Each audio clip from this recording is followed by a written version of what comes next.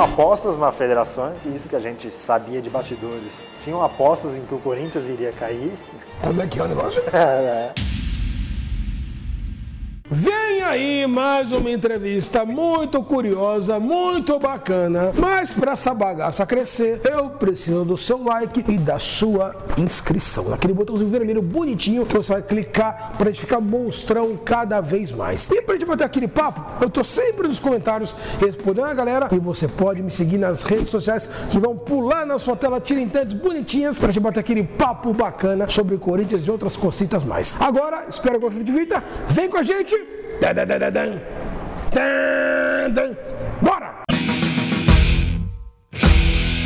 Volante, parente de Ronaldo Giovanelli e viveu de perto a queda e reestruturação do Corinthians. Parceiro de Tevez, Ronaldo Fenômeno, Adriano Imperador e Tite, deu a volta por cima das lesões e foi campeão da base e também bicampeão brasileiro. Hoje é empresário bem-sucedido, seja bem-vindo ao Bute Talk Show, Bruno Otávio. Que bom ter você aqui, querido. É um prazer estar contigo aqui, Bute. Obrigado pelo convite. Para começar, eu já quero lançar uma curiosidade que eu tenho desde que eu olhava na placar, lá nos sites. Você, Bruno Otávio Giovanelli. Só que a sua grafia, seu sobrenome diferente da do Ronaldo, é com J. Me explica essa diferença. O parente a gente fica assim... É um primo de terceiro grau, mais ou menos a gente calcula por aí. Porque o pai do Ronaldo era primo do meu pai. Só que eles têm assim, primo de segundo grau do meu pai. Só que no cartório, meu pai ele tem 6 irmãos, no qual 3 ficaram Giovanelli, que é o certo, com G-I-O-V-A-N-L-L-I.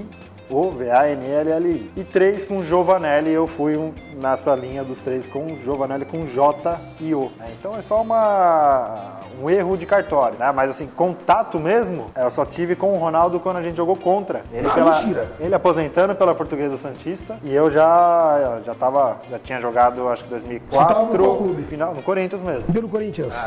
Contra o próprio Ronaldo. Contra o próprio Rapaz, era o que eu ia te perguntar agora, se você sempre foi um cara apaixonado pelo Corinthians, eu queria saber se essa paixão ela veio por causa de ver o Ronaldo jogando e também bem antes de ser jogador. Como é que surgiu essa maluquice pelo Corinthians, mesmo bem antes de você atuar pelo Corinthians?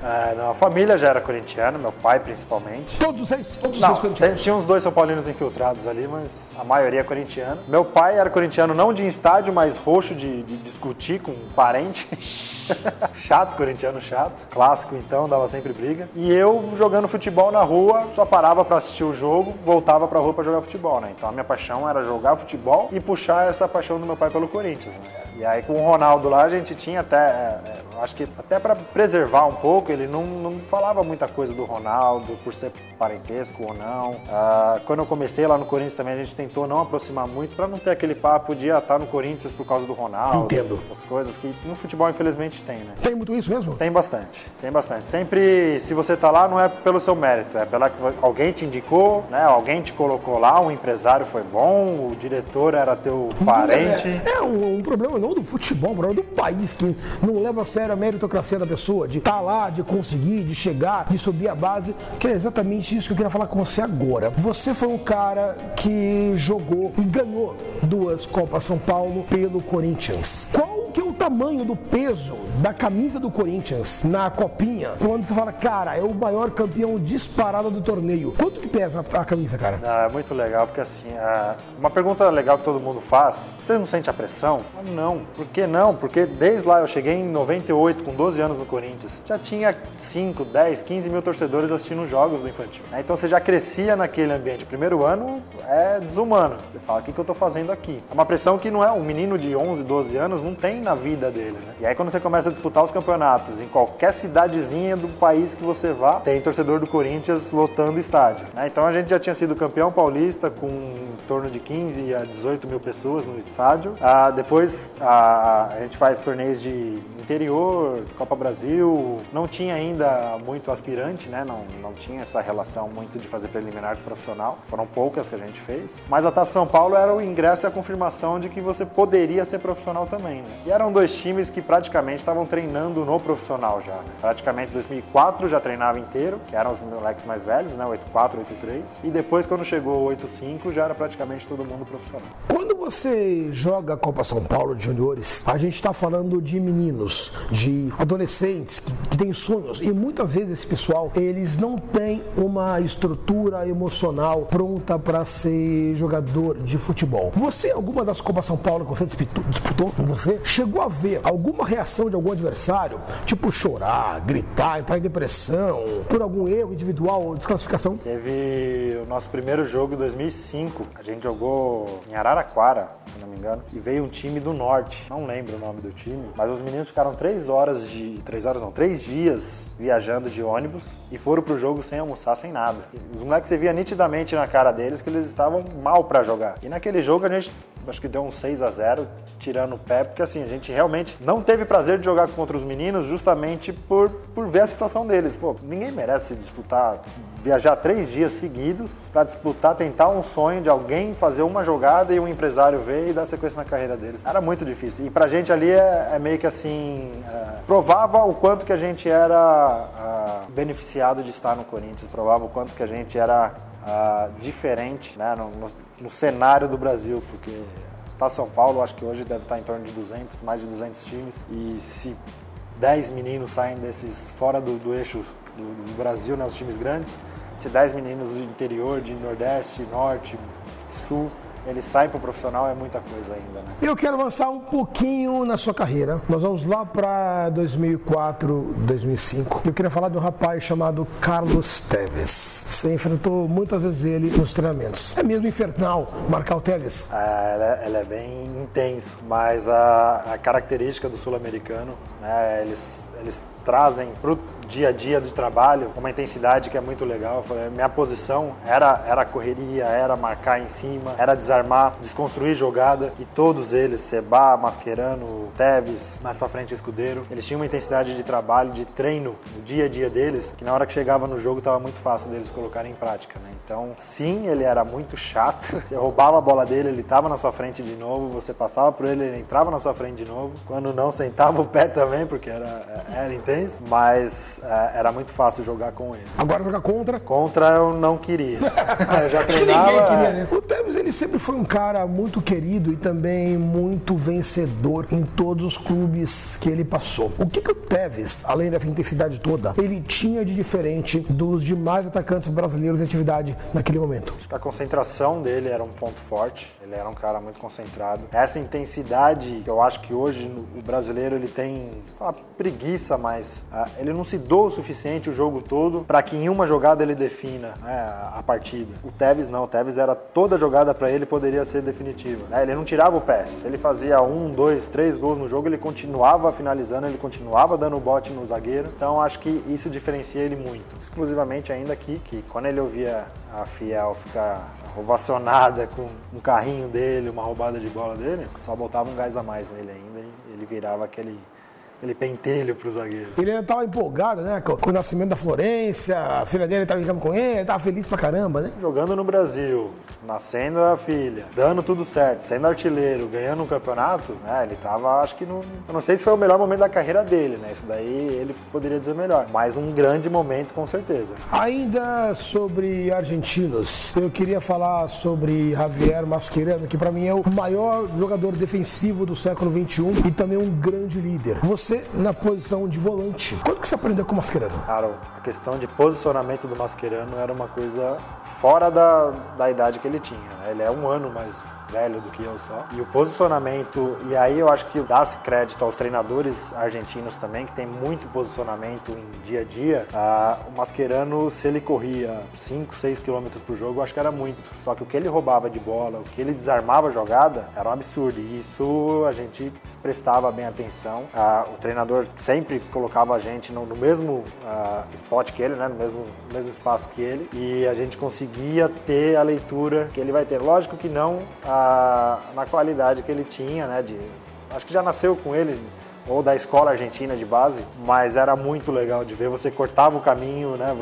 O carrinho dele era carrinho de 1,5 m, 2 metros, mas sempre roubava a bola. Ele estava sempre antecipando as jogadas. Acho que esse foi o legado que ele deixou para nós. Os brasileiros não têm essa noção de posicionamento? Eu fui ter maior quando, depois da primeira passagem do Tite, na base não tinha assim muito. Era mais um primeiro volante caçador de espaço, né? Não ficava posicionado esperando a jogada acontecer. E depois com o Mano se concretizou. O Mano, quando ele assumiu o Corinthians, ele chegou para mim e falou: Bruno, você é o cara que mais corre no Corinthians, só que é o cara que mais corre errado. Aí você corre pra todo mundo e acaba ficando sem a bola. Eu vou te posicionar na frente da área, você vai ficar na frente do Willi e do Chicão, vai marcar uns 5 metros quadrados e dali você não sai. Você vai ver como você vai render mais. Em 2008 ele montou um time inteiro, né? Então todo mundo tinha sua função e deu muito certo. Aí você começa a entender o porquê que o Mascherano tomava decisões curtas, né, de leitura de jogo. E aí você vai aprendendo. Infelizmente tem que ter a experiência. Pelo que você me falou, o Mascherano era um cara muito cerebral. E sobre isso eu queria te perguntar, o que você achou da atitude do Mascherano em meio que tomar o comando do São Paulo e da seleção argentina na Copa da Rússia e ele ser o treinador do time, entre aspas? O que você achou disso? Eu não sei os bastidores, mas o Mascherano ele já tem essa liderança nata nele. O São Paulo eu acredito que não seja um treinador que dê uma brecha maior que possa prejudicar ele também. Ele é um líder dentro de campo também, ele se mostra isso no Santos hoje. O que pode ter ocorrido ali é que a experiência do Mascherano, juntada com a do São Paulo, tenha feito o Mascherano sobressair mais. E aí dá-se a entender que o Mascherano estava mandando no time. Eu acredito que seja muito difícil. O Sebá tinha uma liderança muito grande também, só que ele jogou menos, né? Então você não via tanto. Só que como treinador, o Passarella e o Alejandro, eles davam total liberdade para os três, vamos dizer assim, porque o Tevez ele era mais calado, mas ele participava muito em tomadas de decisões, né? Então eles tinham total liberdade para sugerir, né? Ou se eles não achavam que estava certo o esquema, de poder pelo menos bater de frente com treinadores, me explique como isso vai dar mais certo do que o que eu estou achando. Né? Então, eu acho que é o perfil dele, né, que dá essa interpretação, mas acredito que ele não tenha sobreposto o São Paulo. Para você, qual que foi a grande cagada do Passarella em 2005? Ele não teve tempo de mostrar o trabalho dele, eu acho. Eu acredito que como treinador, ele foi um dos caras que me deixou, uma parte de fundamento, mais lapidado possível, dentre todos os brasileiros que eu treinei. Isso até o final da carreira. A parte de treinamento do Passarella com o Alejandro era muito boa mesmo assim no dia a dia. Ele queria não só, ele vinha com a mentalidade, ele não queria mexer só no time, ele queria estruturar o Corinthians. O clube Corinthians, o nome Corinthians. E aí ele começou a bater de frente com diretorias, né? Porque o Corinthians tem vários diretores e muito nome batendo de frente começa a fazer uma casinha ali. E aí não veio o resultado, ele não teve força para bater. Teve aquela tarde infeliz lá com o São Paulo, né? O goleiro Thiago, coitado do Thiago, cara. Não jogava, não tinha ritmo de jogo e aquele jogo não deu nada certo. Eu tava naquele jogo. O Carlos Alberto foi tirar a bola dentro da área, a bola bateu em 3, 4 pernas, voltou para dentro. O Coelho na barreira também foi tentar tirar a bola, botou para dentro também. Era um jogo atípico, mas que acabou finalizando um trabalho que seria muito bom pro clube. Bruno, você falou agora há pouco do Mano. Eu queria que você me contasse um pouquinho sobre essa queda e essa volta por cima. E eu queria saber se te assustou a velocidade que o Corinthians jogou no auge. Assustar não, porque a gente sabia que o Corinthians não ia ficar na Série B por mais de um ano. É triste dizer isso, mas cair fez bem a instituição Corinthians do jeito que estava sendo conduzida. Acho que nós pegamos de 4 a 6 treinadores em um ano antes de cair. Se você pegar um período de 12 meses, passaram praticamente 6 treinadores e cada um trouxe uma leva de jogadores. É muito difícil isso dar certo, é muito difícil. A base inteira estava subindo, muitos jogadores consagrados e outros a ponto de ser consagrados, eram jogadores grandes de time pequeno, que era nítido que não ia dar certo, não ia dar liga, né? A tal da liga que a gente fala que tem que ter. Então, tinham apostas na federação, isso que a gente sabia de bastidores, tinham apostas em que o Corinthians iria cair. Como é que é o negócio? Na época, acho que era até o Emerson Leão.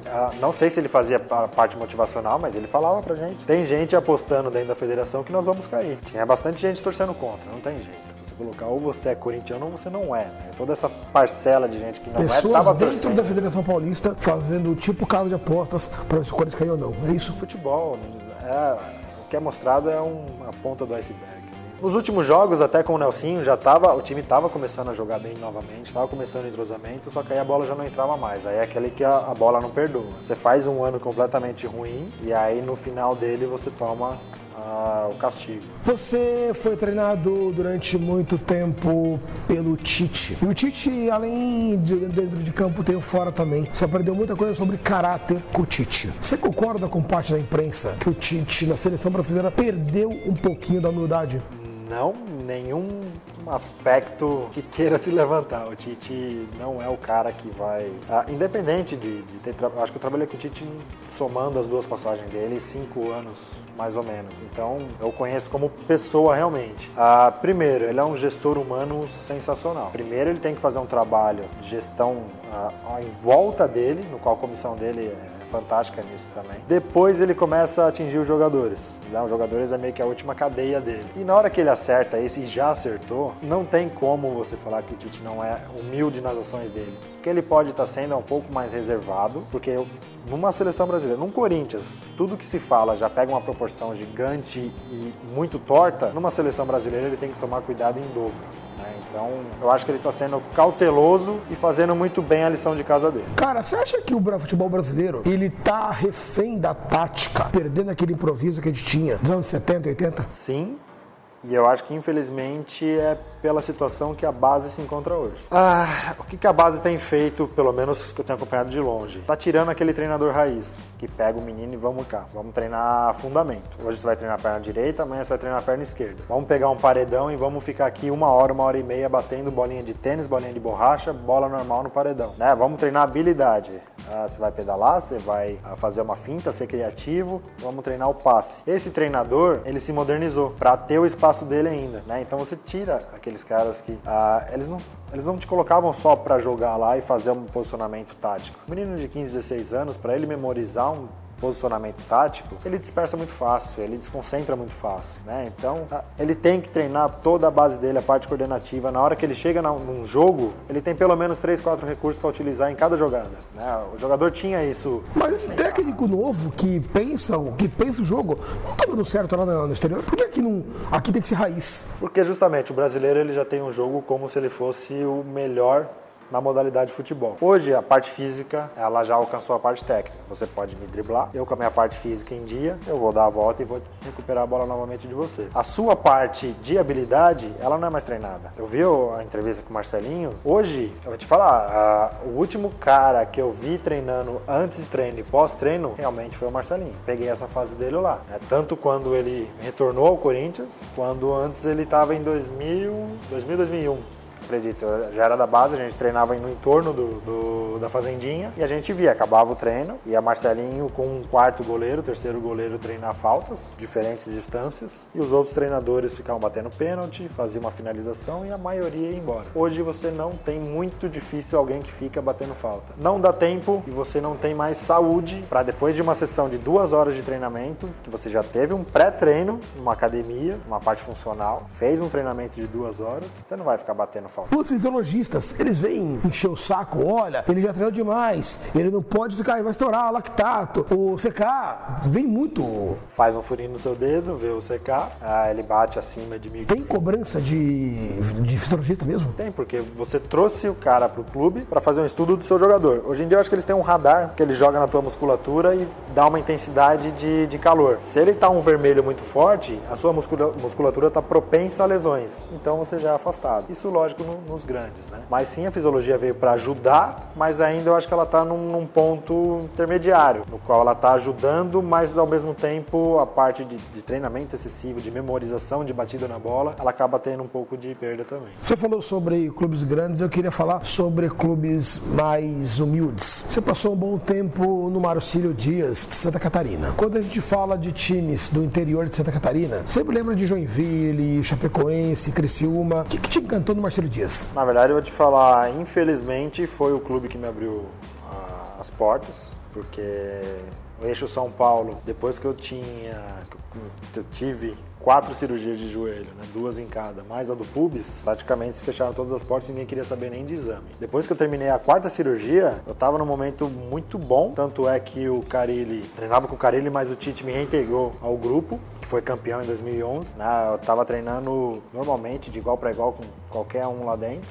Eu tinha pedido pelo menos para ficar treinando. E aí depois o Carille mais o Tite e o Kleber Xavier na época, eles ficaram acompanhando e aí eles me reintegraram ao grupo. Mérito seu, você está no nível de todo mundo aqui, está sendo reintegrado, e eu comecei a partir do 2º semestre, nos jogos de volta do Brasileirão, eu comecei a ir em todos os jogos. Acabou meu contrato em 2012, após o Paulista, eu joguei no Paulista Jundiaí, só que lá eu tive uma lesão muscular. Até o meu contrato ficar pronto, o time jogou bem, ganhou tudo. Depois eu tive na troca de treinador uma lesão muscular, acabou o contrato, eu fiquei sem clube e aí comecei a bater. Cheguei aí pra Bulgária, o time lá também declarou falência, eu voltei em questão de um mês e meio. Depois uma passagem pequena no Guarani com exames totalmente em dia e fizeram um exame que eu considerei de uma forma errada no dia. Eles me amarraram de um jeito que eu não tinha força para chutar na isometria. E saiu uma notícia na internet que eu tava bichado e ali só afundou de vez, né? E o Marcílio Dias me abriu a porta, era o René, que era o diretor lá, o ex-goleiro. Ele me chamou, tava fazendo um projeto sensacional lá. Fui para jogar, treinei... Normalmente eu jogava com 81 quilos, e é aquelas histórias de futebol. Eu sempre joguei com 81 quilos, 80 quilos, nunca tive problema de peso nenhum. Lá o preparador físico queria que eu chegasse a 76 quilos. Tá bom, já tenho 4 cirurgias, eu só quero deixar isso claro. Mas eu vou chegar nos 76 quilos, não tem problema nenhum.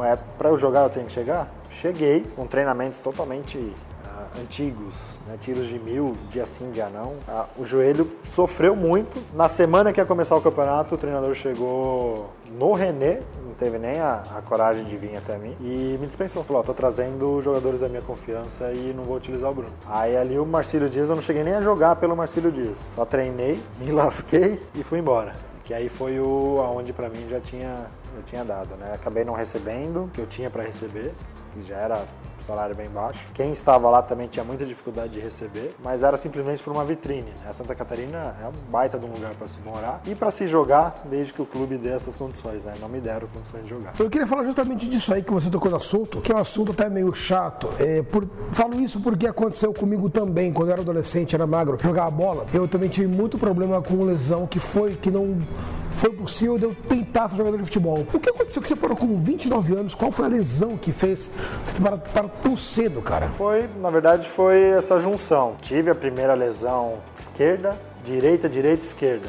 Eu fiz as cirurgias na sequência. Então, em 4 anos, eu fiz as 4 cirurgias na sequência, né? Ou seja, o mercado já tinha se fechado pra mim já. Independente se eu tava bem ou não, aí já o clube sempre tem uma pulga atrás da orelha, ele não vai te contratar. Se contratar é com um contrato de risco. Aí você começa a sair pro clube pequeno. O clube pequeno, ele tem uma mentalidade totalmente diferente. Eu te falei lá no começo que o Mano me posicionou no campo de uma forma que eu rendi muito mais. No começo do Campeonato Paulista, 2008, eu era o volante com o maior número de roubadas de bola, maior número de passes certos e a minutagem maior de jogo, né? Eu tinha alguns pontos a favor. E aí, quando você vai para um clube pequeno, você quer colaborar e ajudar a colocar aquilo que você aprendeu para a nova filosofia do treinador. E clube pequeno, se você não corre atrás do calcanhar do 10 adversário, se você não está o tempo todo correndo box to box, né, de área a área, você não joga. Eles não aceitam jogador técnico, vamos dizer assim, clássico. Você tem que ser o tempo todo muito intenso num time pequeno. E na minha cabeça aquilo já não funcionava mais pro Bruno Otávio.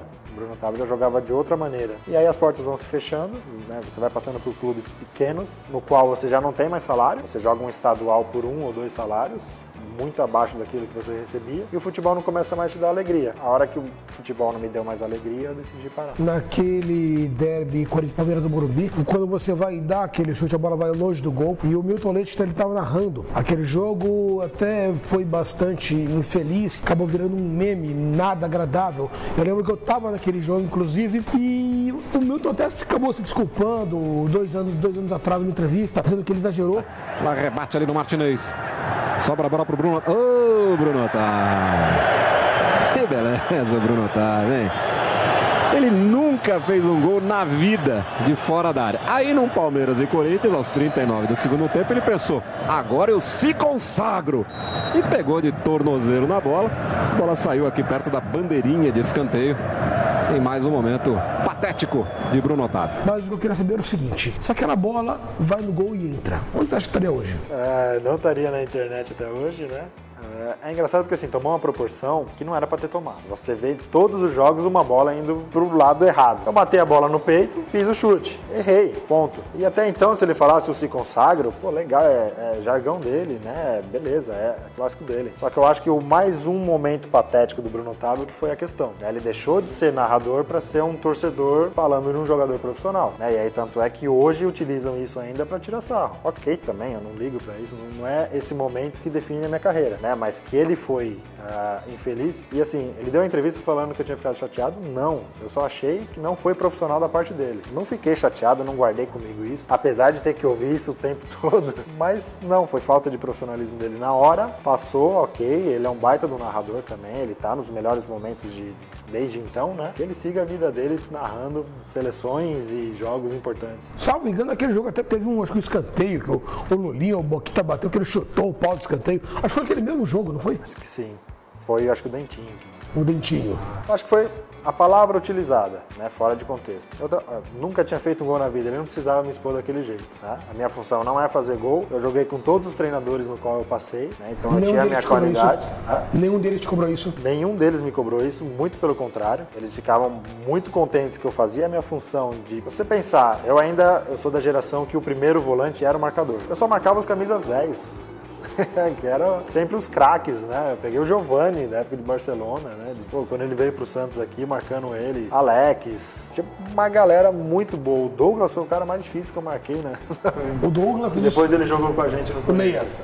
No Grêmio, agora tá no Avaí. Às vezes jogava bem, às vezes jogava mal, consequência de ser um jogador tranquilo, né? Mas eu acho que só a frase no total dele não foi feliz, e aí que o povo pega. Eu fiquei sabendo que você virou empresário, mas não do futebol profissional de base, cara. Que loucura é essa, brother? O que você aprontou? Então, quando o futebol deixou de me dar alegria, pra mim eu já tinha que eu não trabalharia com futebol. Ponto. Não queria ficar nesse mundo mais. Só que jogador de futebol no Brasil, você não consegue estudar no mesmo nível, você não consegue ter uma faculdade. Hoje ainda tem a distância, mas dificilmente algum jogador segue, né, poucos diferenciados conseguem. E aí eu comecei num churrasco, um primo da minha esposa estava falando de um projeto dele, no qual ele tinha recebido uma proposta de bolsa para os Estados Unidos para estudar e jogar por uma faculdade. O inglês dele não era bom, ele fez uma prep school lá primeiro e depois ele migrou para uma faculdade. E esse menino, ele sempre teve uma formação, da nossa idade, né? Então, ele já sempre teve uma formação muito diferenciada. E aí eu comecei, depois daquele churrasco, comecei a pensar, legal, ele utiliza o futebol, né, que é um recurso que hoje o brasileiro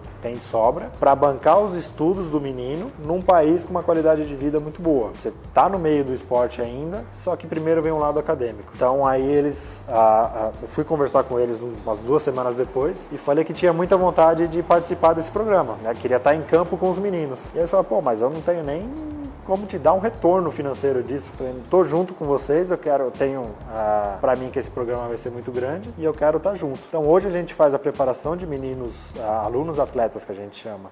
Em Jundiaí a gente dá treinamento de 2 a 4 vezes por semana para eles, acompanha eles na parte escolar, então eles têm que tirar notas para ter uma bolsa ainda melhor e dá aula de inglês para eles. Uma preparação online e presencial. Uma vez que ele está apto, independente do nível técnico dele, porque a gente faz uma pré-temporada com eles para chegarem lá, a gente recomenda eles para eles terem uma bolsa de estudos. Vai deixar o moleque pronto para ser um jogador e um puta ser humano. A ideia é essa, o ser humano primeiro. Ele vai utilizar o recurso futebol para ter uma formação, depois do futebol. Uma formação de qualidade. Que bacana, cara. Cara, para encerrar, qual foi o grande jogo da sua vida? Acho que uma sequência. Final da Taça São Paulo 2005. Eu saí daquele jogo no dia seguinte. Eu estava concentrado para jogar em Sorocaba, com o Atlético de Sorocaba. Joguei na quarta e no domingo a gente teve um clássico. E aí foi o primeiro clássico que eu saí jogando. O primeiro foi em 2004 com o Santos de Diego, Robinho, Elano, Paulo Almeida, Fábio Costa, toda aquela máquina, né? Então, esse teve um peso, mas próximo clássico, numa sequência no qual eu finalizei minha parte na base, ganhando a Taça São Paulo. No dia seguinte, eu já estava no profissional, atuando, entrando em campo. E aí, no final de semana, um jogo, se eu não me engano, contra o São Paulo, no qual o São Paulo também estava naquela fase ainda que ganhava do Corinthians todos os jogos. E a gente empatou 1-1, eu saí jogando também. Eu acho que ali foi uma sequência no qual eu falei, hoje eu sou jogador de futebol profissional e vivo disso. Bruno, aqui no Boot Talk Show a gente tem um quadro chamado Gol a Gol. Um bate-bola, um jogo rápido, onde eu te dou duas opções. Você me responde na lata qual que você prefere. Bora? Beleza, bora lá. Influência maior do Tite, dentro ou fora de campo? Acho que fora. O fora influencia bem. Maior chateação, memes ou lesões? Lesões, com certeza. Mais difícil de marcar, o Tevez ou o Ronaldo Fenômeno? O Ronaldo. Esse cara é fora da... Muito se fala hoje do Neymar, mas quem viu o Ronaldo jogar... Título brasileiro, 2005 ou 2011? 2005. Foi meu primeiro título, meu grande título, 2005. Milton Leite, condena ou perdoa? Perdoa, total, tranquilo. Acontece. Otávio, obrigado pela presença no Boot Talk Show. Gente, que papo bacana sobre futebol, sobre a teoria do jogo, sobre o processo de treinamento. Gente do céu, foi muito bacana esse Boot Talk Show aqui. Tanta coisa que eu mesmo não sabia. Acho que vocês que estão aqui na Boot TV também não sabiam, agora vão ficar mais integrados do que acontece no dia a dia do futebol. Esse papo monstro, esse cara que foi bicampeão com o meu Coringão na base e também no profissional. Bruno, obrigado, querido. Que agradeço o convite. Sempre precisar de uma resenha boa também. Foi ótimo. Rapaziada, esse foi o Bruno Otávio, multicampeão pelo meu Corinthians na base e no profissional. Eu espero que vocês tenham gostado, que vocês continuem com a gente. Se inscreve no canal, clica na minha carinha linda aqui no meio, please. Você também vai assistir os outros Boot Talk Shows aqui do lado. Pula e deixa seu comentário me contando quem é que você quer ver no Boot Talk Show. Eu espero você na próxima semana. Muito obrigado pelo seu joinha, pela sua inscrição. Vai, Corinthians sempre! Tchau!